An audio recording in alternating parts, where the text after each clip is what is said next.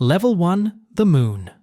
In Dante's Paradiso, the moon represents the first sphere of heaven, inhabited by souls who were inconstant, those who made holy vows but could not fulfill them due to external circumstances. These souls were faithful to God, but lacked the strength to fully carry out their promises, often because of coercion or misfortune. Dante encounters Piccarda Donati, a nun who was forced to abandon her convent. She explains that although these souls did not achieve perfection, they are still blessed and experience the joy of heaven, albeit to a lesser degree. The moon itself symbolizes inconstancy, as its changing phases reflect the fluctuations in the lives of these souls. Despite their inconstancy, they have found peace and harmony in God's grace. However, they dwell in the lowest sphere because their commitment, though virtuous, was incomplete. Dante learns that each soul in heaven is perfectly content with its place, as it aligns with God's divine justice. As Piccarda tells him, "In His will is our peace," reflecting the idea that true happiness comes from accepting God's plan, even when human frailty prevents complete fulfillment. Level 2. Mercury, which represents souls driven by the desire for earthly fame and ambition. These souls performed good deeds in life and were just, but their actions were motivated by personal glory rather than pure love of God. While they are still blessed, their desire for recognition on earth diminished the perfection of their virtue. In Mercury, Dante meets Emperor Justinian, a key figure who reformed Roman law. Justinian speaks of his earthly achievements and devotion to justice, but acknowledges that his pursuit of fame limited his spiritual growth. The souls here shine brightly, reflecting their accomplishments, yet their radiance is not as pure or intense as those in higher spheres. In the grand scheme of heaven, Mercury reminds Dante that true virtue comes from selfless devotion to God, not from the accolades of the world. Level 3. Venus. In this sphere, Dante encounters souls who lived lives of passionate love, but their love, while intense, was not perfectly aligned with divine love. Their earthly desires, though not sinful, were imperfect because they could distract from the ultimate love of God. These souls are blessed in heaven, but their love lacked the purity needed to reach the higher spheres. One prominent figure Dante meets in Venus is Charles Martel, a prince who explains the importance of understanding and directing human love toward God. The souls here shine with a warm, gentle light, symbolizing the beauty and passion of their love, but their brightness is not as pure or radiant as the souls in the higher spheres. Level 4. The Sun, representing the virtue of wisdom. This sphere is inhabited by the souls of great theologians, philosophers, and scholars who illuminated the world with their knowledge of divine truth. The sun symbolizes the light of intellectual and spiritual understanding, and it is fitting that the wisest souls reside here. As Dante enters this radiant sphere, he is surrounded by 12 brilliant souls who form a circle of light around him and Beatrice. Among them is Thomas Aquinas, the great theologian, who becomes Dante's guide in this sphere. Aquinas introduces Dante to the other wise souls, including Boethius, King Solomon, and Albertus Magnus, all of whom contributed to the understanding of divine truth through their teachings and writings. The souls in the sun shine with a blinding brightness, reflecting the clarity of their intellect and the purity of their pursuit of knowledge. They celebrate the harmony between faith and reason, demonstrating that true wisdom comes from a balance of both. In this sphere, Dante learns that wisdom and knowledge are divine gifts meant to lead souls closer to God. The souls of the sun rejoice in the eternal light of divine truth, which they sought during their earthly lives. Level 5. Mars, representing the souls of those who were warriors for the Christian faith. These souls fought and sacrificed for the protection and spread of Christianity, demonstrating the virtue of fortitude, courage in the face of danger or adversity.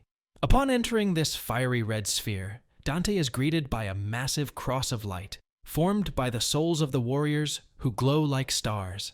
As they move within the cross, the souls sing hymns of praise, symbolizing their enduring faith and strength.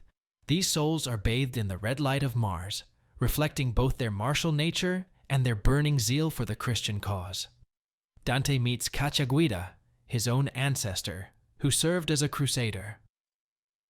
Cacciaguida shares his story of fighting in the Crusades, but also offers Dante a prophecy about his future exile from Florence. Through this encounter, Dante learns that the true warrior is not only one who fights with physical strength, but also with moral and spiritual resolve. In the sphere of Mars, Dante comes to understand that true fortitude comes from faith and self-sacrifice. These souls are honored for their courage, not just in battle, but in defending their faith and enduring suffering for a higher cause. Level 6 Jupiter, symbolizing justice and inhabited by the souls of righteous rulers who governed with fairness and upheld the common good. Upon entering Jupiter, Dante sees the souls of these just rulers forming a massive glowing eagle, a symbol of divine justice and authority. The eagle speaks with a unified voice, emphasizing that true justice aligns with God's will, and that earthly power must reflect divine order. Among the souls in Jupiter, Dante meets historical figures such as King David, Emperor Trajan, and Hezekiah, all known for their commitment to justice during their reigns. In this sphere, Dante learns that true justice is a reflection of divine wisdom. These rulers did not seek personal glory or power, but rather governed for the greater good, ensuring harmony and justice within their realms. Level 7 Saturn, representing the virtue of contemplation. This realm is reserved for souls who devoted their lives to spiritual reflection, prayer, and asceticism, such as monks and hermits. Upon entering Saturn, Dante sees a golden ladder extending upward, symbolizing the soul's ascent toward God through contemplation. Dante meets St. Peter Damian and St. Benedict, both significant figures in monastic traditions. St. Benedict speaks about the decline of spiritual discipline in monasteries, lamenting how the devotion to contemplation has weakened over time. Through these encounters, Dante learns that contemplation and asceticism are essential paths to spiritual enlightenment, offering a deeper connection with the divine. Level 8. The Fixed Stars. Upon entering this sphere, Dante is awestruck by the dazzling array of fixed stars, which form a celestial rose, symbolizing the divine unity and harmony of the universe. The star's light is intense, reflecting the purity and clarity of the souls who dwell here. Dante encounters three key figures: Saint Peter, who represents faith and tests Dante's understanding of this virtue; Saint James, who embodies hope and speaks about the journey towards God; and Saint John, who personifies charity and emphasizes the ultimate love of God. These saints guide Dante through the significance of their respective virtues and their role in the heavenly order. The fixed stars teach Dante that faith, hope, and charity are foundational to salvation and spiritual perfection. The souls here radiate with divine light, signifying their complete and perfect alignment with God's love. This sphere signifies the highest attainable state of grace before the ultimate vision of God in the Empyrean. Level 9, the Primum Mobile, which is the last of the celestial spheres before reaching the Empyrean, the ultimate realm of God's presence. The Primum Mobile represents divine providence and the source of all cosmic motion. It is the outermost sphere that imparts movement and order to the universe, ensuring the harmony and structure of the heavens. As Dante and Beatrice enter the Primum Mobile, they encounter a realm of dynamic and vibrant motion. The sphere is characterized by its intense energy and the rapid movement of celestial bodies. The souls here are the angels who are closest to the divine, responsible for the movement and order of the other spheres. Dante meets the angels and archangels who govern the heavenly spheres. These celestial beings reflect the divine will and act as intermediaries between God and the cosmos. Their role is to maintain the cosmic order and execute divine providence. In the Primum Mobile, Dante learns that God's will is the ultimate force driving the universe, and that all motion and order flow from this divine source. This sphere signifies the profound influence of divine providence and prepares Dante for the final vision of God in the Empyrean. The Empyrean. In Dante's Paradiso, the Empyrean is the highest and final realm of heaven, beyond the physical universe, where God himself resides.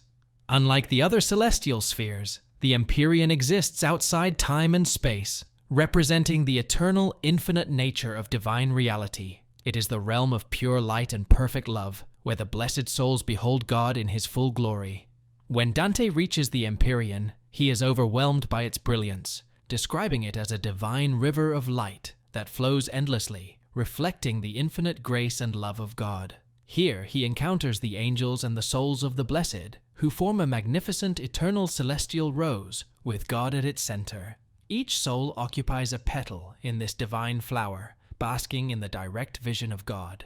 In this realm, Dante meets Saint Bernard, who serves as his final guide and helps him prepare for the ultimate vision of God.